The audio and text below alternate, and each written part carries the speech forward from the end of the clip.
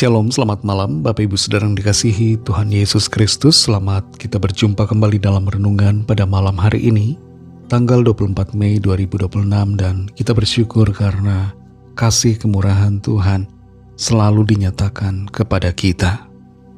Sebelum kita mendengar kebenaran firman Tuhan, mari kita berdoa.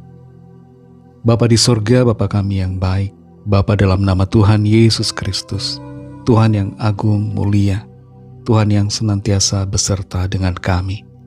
Terima kasih untuk pimpinanmu, perlindunganmu, dan segala kebaikanmu di hari ini. Kembali saat ini kami mau mendengarkan sabda firmanmu. Urapi kami Roh Kudus agar kami mengerti dan mentaati akan setiap kehendakmu. Dalam nama Tuhan Yesus kami berdoa. Haleluya. Amin. Saudara yang dikasihi Tuhan, ayat firman Tuhan saat ini terdapat dalam 1 Korintus 14 ayat 18-19. Tertulis demikian. Aku mengucap syukur kepada Allah bahwa aku berkata-kata dengan bahasa roh lebih daripada kamu semua. Tetapi dalam pertemuan jemaat, aku lebih suka mengucapkan 5 kata yang dapat dimengerti untuk mengajar orang lain juga daripada beribu-ribu kata dengan bahasa roh. Saudara yang dikasihi Tuhan, ada sebuah pertanyaan, apakah kita bisa mengalami kembali fenomena manifestasi bahasa roh?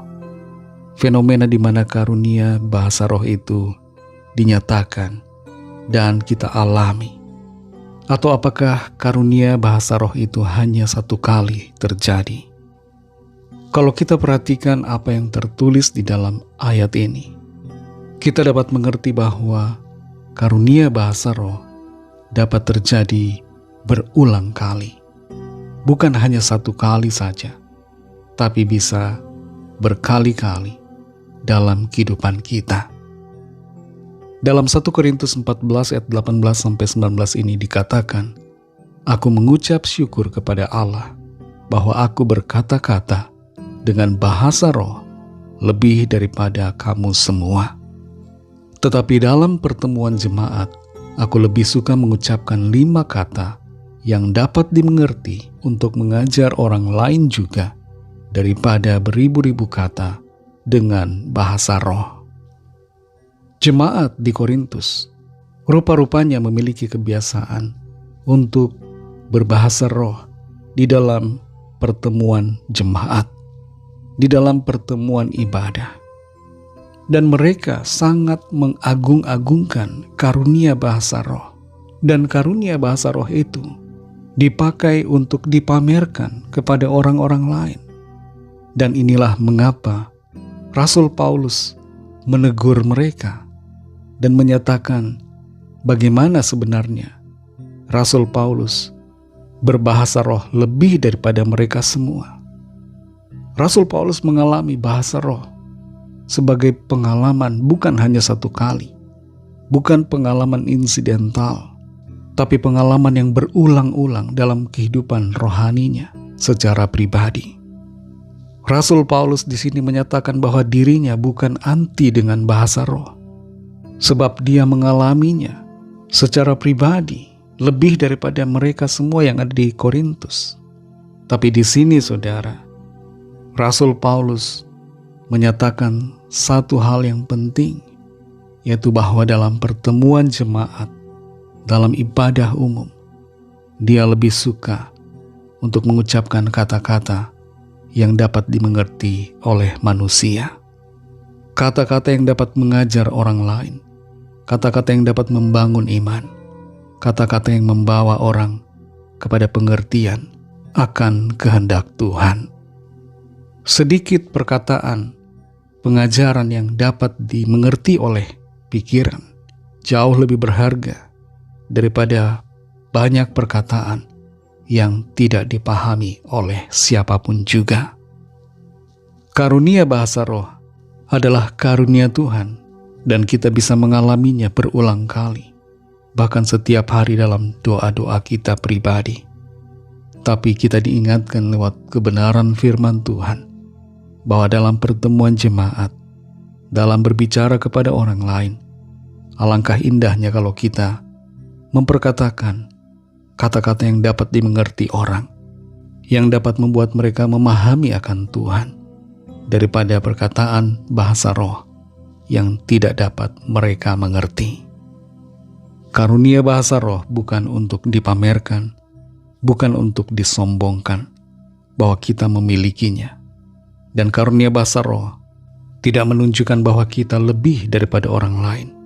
Biarlah kita memakai karunia bahasa roh dan karunia-karunia Tuhan lainnya sesuai dengan tempatnya dan sesuai dengan kehendak Tuhan untuk kemuliaannya. Mari kita berdoa. Terima kasih Tuhan Yesus, kami bersyukur untuk firman-Mu yang sudah kami dengar saat ini. Kami mengerti dan kami sadari bagaimana karunia bahasa roh itu kami gunakan dalam kehidupan kami. Kami sadari bahwa setiap perkataan kami yang dapat dimengerti orang, itu adalah perkataan yang dapat membangun dan membawa orang-orang lain kepadamu. Kami mengerti karunia bahasa roh adalah untuk membangun diri kami sendiri di hadapan-Mu. Tapi terhadap orang lain untuk membangun mereka, kami hendaknya memakai perkataan yang dapat dimengerti. Terima kasih Tuhan, kami bersyukur. Pimpin kami Roh Kudus, untuk kami senantiasa berjalan dalam kebenaran-Mu. Berkati kami Tuhan di sepanjang malam hari ini, dalam istirahat kami. Lingkupilah kami dengan kuat kuasa-Mu. Berikan kami tidur nyenyak dan bangunkan kembali besok pagi dengan kekuatan yang baru.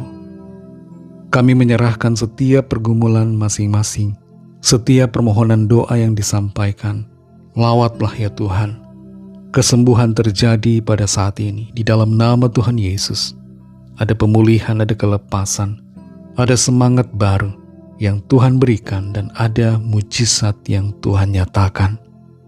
Berkatilah bangsa kami Indonesia dan juga semua bangsa di dunia ini. Berikanlah keamanan, kedamaian, dan kesejahteraan. Dan lawatlah setiap orang dari segala bangsa, supaya percaya kepadamu dan menerima anugerah keselamatan. Ampuni kami akan dosa kesalahan kami, seperti kami juga mengampuni orang yang bersalah kepada kami.